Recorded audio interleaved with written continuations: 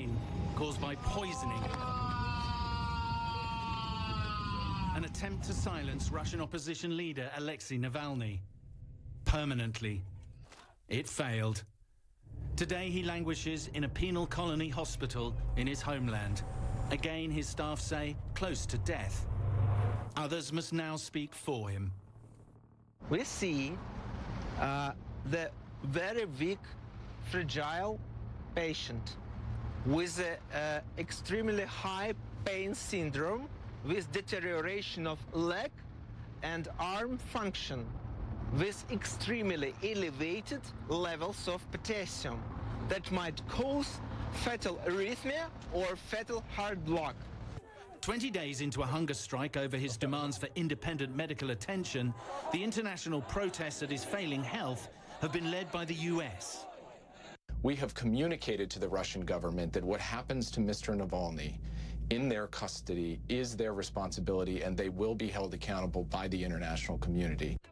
Barely recovered from the nerve agent attack that nearly killed him, Navalny returned to Russia from Germany in January, where he was detained for violating the terms of his probation in a years-old fraud case, which he said was politically motivated, and then predictably sentenced and imprisoned. Is there an element here that he is seeking martyrdom? No, of course not. I mean, he's just doing what he has to do. So he had to return because he did not anything wrong, and when he was not given this medical treatment, he used the hunger strike, well, as a last resort, but still as a legitimate political instrument, as a legitimate tool of, well, political fight. Breaking down the walls of political power around the Kremlin will take much more. Any hopes that Alexei Navalny might have of displacing Vladimir Putin from that building behind me remain pretty remote. Approval ratings for him are at 19%. For Putin, they're about 64%. And there are also concerns within his movement that efforts being made here in Moscow to prescribe it as an extremist organization could snuff it out completely. Meanwhile, the pro-democracy movement plans mass demonstrations on Wednesday against Putin and in support of Navalny, a man that the Kremlin is keen to dismiss as insignificant. Mr. Navalny, he behaves like a hooligan, absolutely in trying to violate every rule that has been established. His purpose of all of that is to attract attention. Whatever the outcomes for Navalny and his movement inside Russia, beyond its borders, it's the next moves of Vladimir Putin that will receive the most attention. Now, there is going to be something of a face-off in terms of public perceptions and levels of public support. Clearly, Navalny is not as popular as Vladimir Putin, but Vladimir Putin does have almost total control over the media here, and simultaneously is locked in a much more potentially damaging in terms of Russia's strategic interest, Becky, in arguments and tit-for-tat exchanges or expulsions of diplomats, not only across Europe, but also in the United States. Sam Kiley's in Moscow for you. Thank you, Sam. My next guest is an ally of Alexei Navalny. He co-authored a letter to EU ministers pleading with them to put pressure on Moscow to let Navalny see his own doctors. Vladimir Ashurkov joins me now from London. It's good to have you. In your letter, you raise concerns about Navalny's health. You say he has numbness in both legs and left hand, pain in his back, muscle impairment, fever, heavy cough. And you say he was moved into a prison hospital. And that, as we understand it, is correct.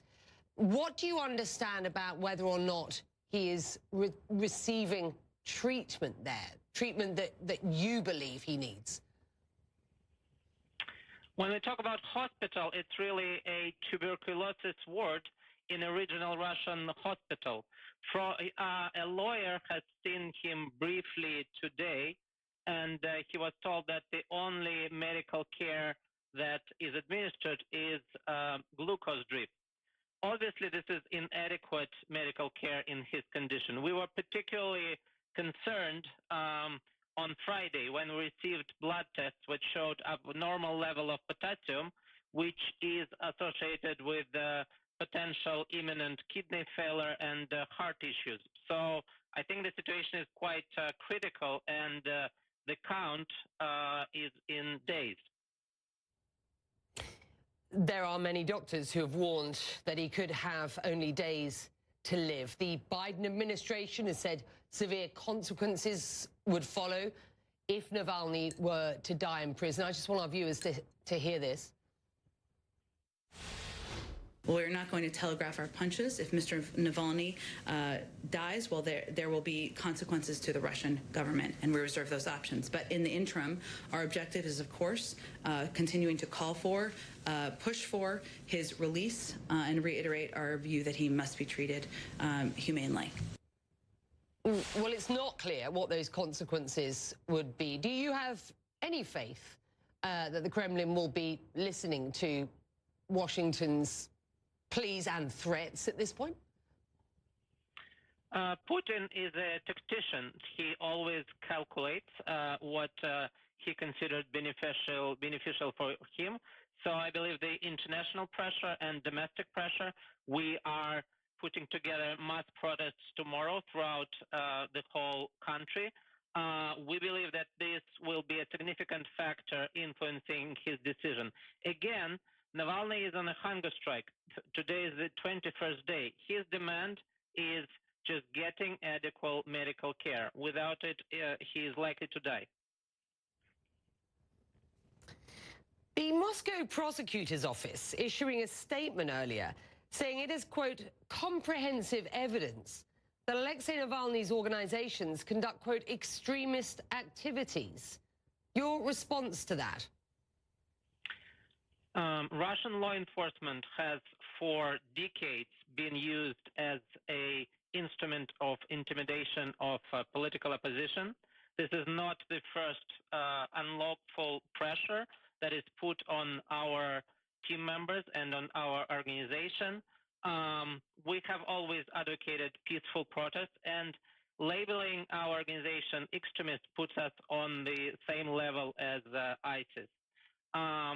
Our organization, our Alexei Navalny as its founder, have millions of supporters in Russia, and this is quite a serious move on behalf of Russian government, completely unfounded and unlawful.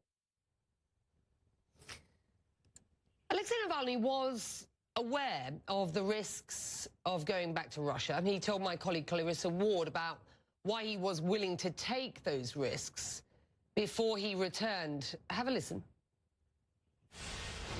I'm a Russian politician, and even when I was not just in hospital, I was in intense therapy.